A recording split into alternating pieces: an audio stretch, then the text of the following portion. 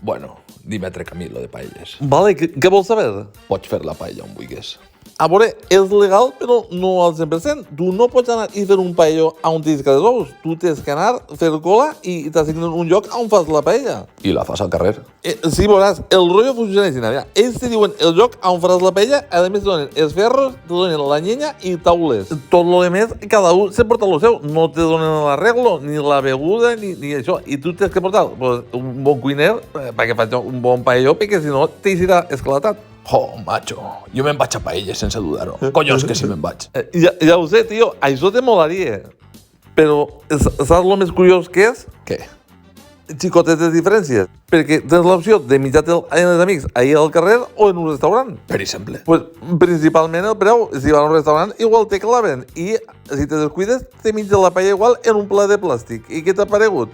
Ah, i saps com li diu el pijerío de Castelló a paelles de Benicàssim? No diuen paelles de Benicàssim? ¿Qué collons? Si països mis madrileños que no parlen valencià. I com li diuen?